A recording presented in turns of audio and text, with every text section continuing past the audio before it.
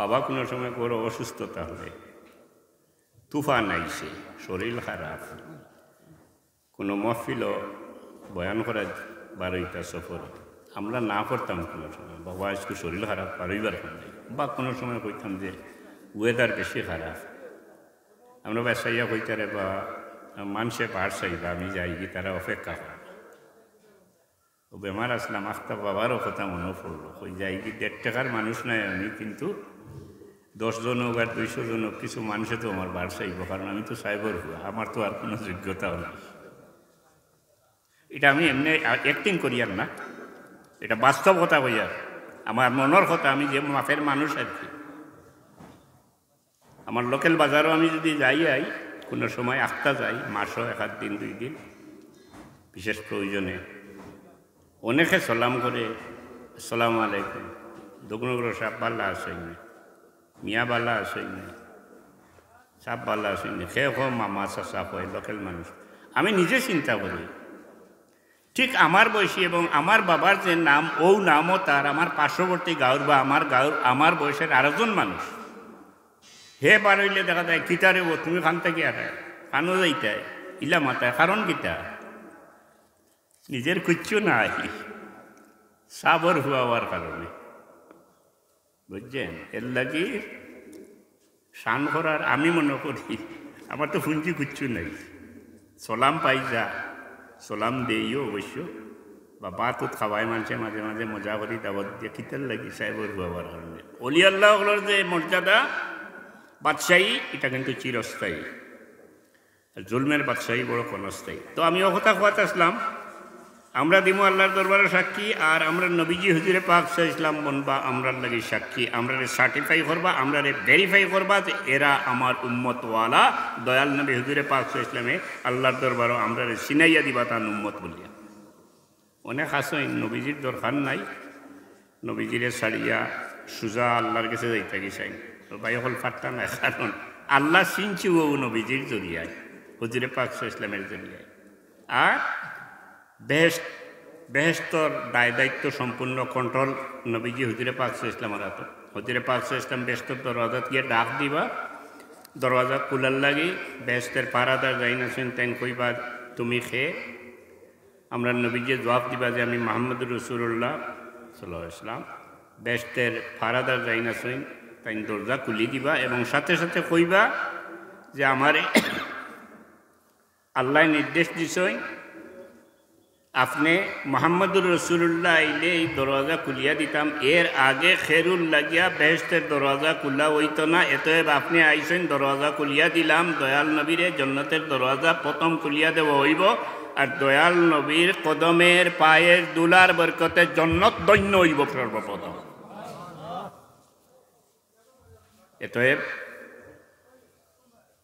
নবীজি হুজুরে পাক সাল্লাল্লাহু আলাইহি ওয়াসাল্লামের শানো যারা বেদবি করেন, আমি এর বেশ কইয়ার না ওখান কইয়ার টান থেকে আমরা হরিয়া থাকা উচিত। করো বাবা, তোমার নতিজা তুমি দিবাই, বাট তোমার খাসা আমি লইতে পারতাম না, তোমার থেকে বিপদমুক্ত দূরত্ব বজায় রাখলাম। একজাক্টলি নবীজি হুজুরে পাক সাল্লাল্লাহু আলাইহি ওয়াসাল্লামের উম্মত হওয়ার কারণে আরো এত আল্লাহ কইরা কোরআন শরীফও, কুনতুম খায়রা উম্মাতিন উখরিজাত লিন-নাসি তা'মুরুনা বিল মা'রুফি ওয়া তানহাউনা আনিল মুনকার। দয়াল নবীর উম্মত হওয়ার কারণে আমরা আল্লাহ কইরা আমরা সবচেয়ে বালা মানুষের দল। দুনিয়ার মানুষের মধ্যে সাহাবায়ে কেরাম পরে আমরা উম্মতে মুহাম্মদী দয়াল নবীর উম্মত যারা আছি, আল্লাহ নিজে কইরা আমরা হইলাম সব থেকে বালা মানুষের দল। এতএব ভাই হল আপনারা কাছে অনুরোধ, আপনারা জীবনে কোনো মন্দ কাজ করবা না, আল্লাহ আপনারা কইরা আপনারা সবথেকে বালা মানুষের দল, আপনারা বালা মানুষ থাকুক, আল্লাহ সার্টিফিকেট দিরা। আর বাস্তবিক রিয়েলি যদি কোনো মানুষ দয়াল নবী হুজুরে পাক সাল্লাল্লাহু আলাইহি ওয়াসাল্লামের সুন্নতের অনুসারী হয় এবং আল্লাহর হুকুমের পাবন্দ হইয়া থাকে, তাহলে আজ থেকে 1500 বৎসর আগে এবং আজ এবং কিয়ামতের আগ পর্যন্ত এই মানুষই হবে দুনিয়ার মাঝে সবচেয়ে ভালো মানুষ, যদি আমরা হইতে পারি। তবে উম্মতে মুহাম্মদীর মাঝে সাহাবায়ে কেরামের দরজা সবচেয়ে বুলন্দ, সবচেয়ে ঊর্ধ্বে সম্মান হইল সাহাবায়ে কেরামের। সাহাবায়ে কেরাম এরারে আল্লাহ সবচেয়ে বেশি মর্যাদা দিছে। নবীজি হুজুরে পাক সাল্লাল্লাহু আলাইহি ওয়াসাল্লাম ফরমাইছেন, আসহাবি কান নুজুম বিআইহিম ইক্তাদাইতুম ইহতাদাইতুম। সাহাবায়ে কেরামরা আসমানের তারা তুল্য। দয়াল নবী ফরমাইরা, তোমরা এরারে অনুসরণ করো যদি, তাইলে তোমরা সঠিক পথ পাইবে। সাহাবায়ে কেরাম সম্পর্কে ইতা কই দিন অনেক সময় হাদিস শরীফে পরিষ্কার আছে। হুজুরে পাক সাল্লাল্লাহু আলাইহি ওয়াসাল্লাম ফরমাইরা, মান সাব্বা আসহাবি ফালাইহি লানাতুল্লাহি ওয়াল মালাইকাতি ওয়ান নাসি আজমাইন। যে আমার সাহাবায়ে কেরামরে খারাপ কথা কয়, হে তার উপরে আল্লাহর লানত, ফিরিস্তার লানত, সমস্ত মানব জাতির লানত। এরার জরিয়ায় তো আমরা আল্লাহ চিনছি, এরার জরিয়ায় আমরা নবীজির কাছে কোরআন শরীফ পাইছে, সাহাবায়ে কেরামের জরিয়ায় আমরা কোরআন শরীফ পাইছি। সাহাবায়ে কেরামের জরিয়ায় আমরা নবীজি হুজুরে পাক সাল্লাল্লাহু আলাইহি ওয়াসাল্লামের সুন্নত পাইছি। সাহাবায়ে কেরামের জরিয়ায় নবীজি হুজুরে পাক সাল্লাল্লাহু আলাইহি ওয়াসাল্লামকে কীভাবে ভালোবাসিতাম, সাহাবায়ে কেরামের এই ভালোবাসা, এই মহব্বত দিয়া আল্লাহর নবীরে এই মহব্বত দিয়ে আমরা দেখাইয়া দিয়া গেছেন আমরা কীভাবে, কী রকমে, কী পদ্ধতিতে দয়াল নবীরে ভালোবাসতাম। এরাই তো আমরা সব কিছু। এরাই কোরআন শরীফের আমানতদার, এরাই হাদিস শরীফের আমানতদার। এরা সম্পর্কে কোনো খারাপ ধারণা করো, ইমান নষ্ট হয়ে যাবে। সাদিরা নেই আমরা আল্লাহ সবচেয়ে ভালো মানুষের দল। অনেক উদ্দেশ্য নিয়ে আল্লাহ দুনিয়াতে আমরা দিছেন। দুনিয়াতে আসলে কোনো জিনিস আল্লাহ বেখামা বানাইছেন না। রব্বানা মা খালাকতা হাযা বাতিলা, সব কিছু আল্লাহ কোনো না কোনো খামে, কোনো না কোনো কারণে বানাইছে।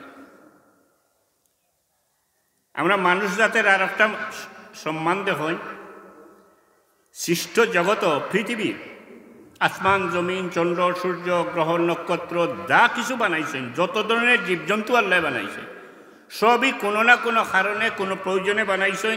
এবং আমরা মানুষ জাতরে আল্লাহ এত দয়া করছেন, এই সমস্ত সৃষ্ট জগৎটা মানুষের নিয়ন্ত্রণে দিয়া দিছেন এবং মানুষের ফায়দার লাগি সবটা বানাইছে।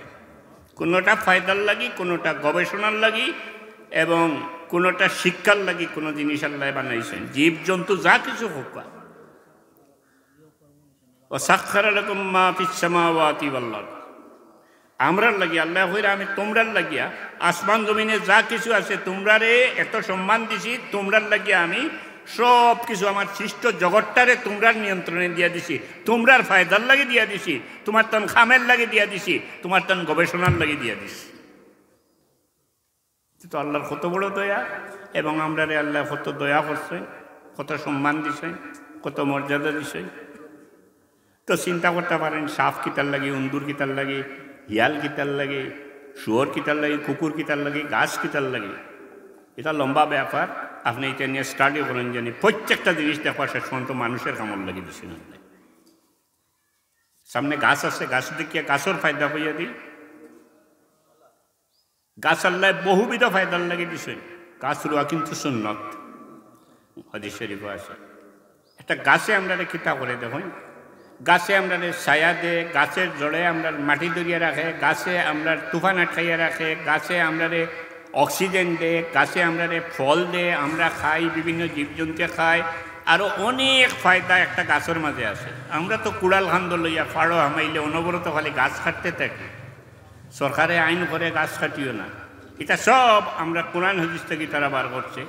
নবীজি হুজুরে পাক সাল্লাল্লাহু আলাইহি ওয়াসাল্লাম গাছ রুয়ার লাগিয়া উদ্বুদ্ধ করছে।